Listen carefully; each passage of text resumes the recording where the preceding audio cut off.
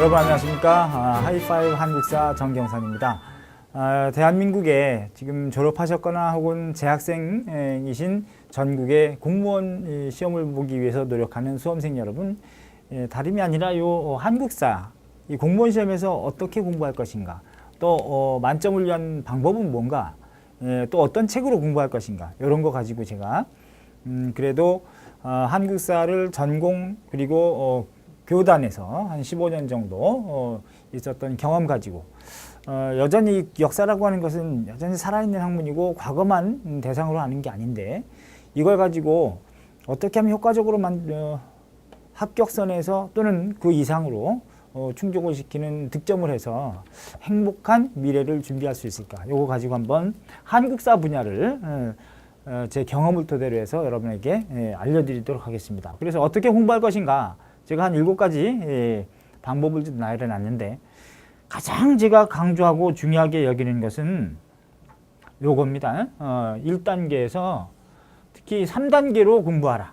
요게 아주 중요한데, 3단계라고 하는 건 처음에는 여러분들이 어떤 책을 보든 공무원 수험서라든지 이런 걸 공부할 때 개념 파악이 안 되시면 안 돼요. 모든 학문은 개념에서 시작합니다.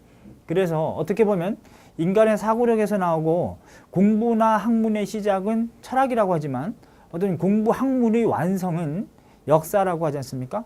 그건 이제 거기에 실천적인 내용이 담보가 돼야 되기 때문에 하는 얘기이기도 한데, 그러면 어떤 책을 보든지 모르는 용어가 나오면은 이게 과거의 사실이기 때문에 대부분 한자식으로 많이 되어 있어요.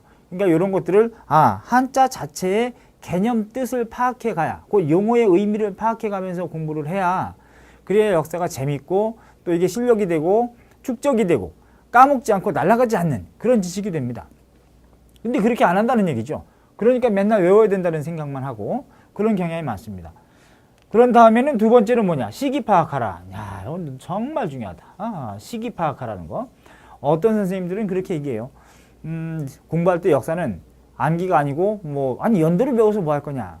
물론 그렇습니다. 그런데 그거는 공무원 합격하고 또는 공무원 시험을 준비하지 않고 그냥 교양서로 읽을 때는 굳이 그런 게 필요 없죠. 그냥 느끼면 되는 거니까. 그런데 시험을 보기 위해서는 우리는 수험생이란 말이죠. 그럴 때는 반드시 시기를 파악해야 답이 나온다. 이 시기를 파악하면 90%는 정답이 나오거든요. 근데 그걸 안 하고 있어요. 그래서 하지 말라고 하는 얘기는 직무유기다. 선생으로서는. 아니다. 수험생 입장에서는 반드시 시기를 파악해라. 저는 그렇게 얘기합니다. 좀 이따가 예제를 들어드릴게요.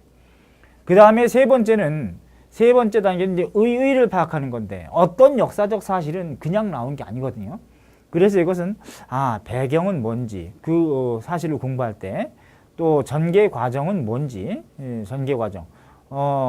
그 다음에 어떤 지향을 추구하고 있는지, 그래서 이게 역사의 발전적인, 사회 전체 공동체를 위해서 발전적인 내용인지 아니면 부정적인 내용인지, 이런 내용을 이제 파악해 들어가는 게 필요한 거죠. 이게 3.1운동이라고 해도 좋고, 한국전쟁 6.25라고 해도 좋고, 아니면 이게 1894년 동학농민운동 중 내용이라고 해도 좋고, 농민전쟁이라고 얘기는 합니다만은. 그래서 3단계로 공부하시되 반드시 시기 파악해라. 요거 하면은 90%는 정답이 나온다고 할 수 있어요.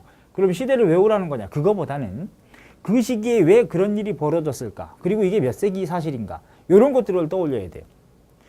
그것은 오늘 우리를 살아가는 것과 동일합니다. 우리 몇 세기에 살아요? 21세기에 삽니다. 우리 미래 영향을 받지는 않잖아요. 과거 영향을 받는데, 그러면 21세기 우리가 살고 있는 것은, 그렇다면 이런 구조를 만든 요인은 뭐냐? 바로 그 이전 단계다. 크게 보면 이제 전근대사고, 좁게 보면 또 근대사고, 근대가 바로 현대 이전 단계에서 오늘날 우리의 삶의 질이라든가 특징을 규정하기 때문에, 그래서 시기를 파악하는 게 굉장히 중요한데, 이걸 위해서 제가 한번 이런 얘기를 해볼게요.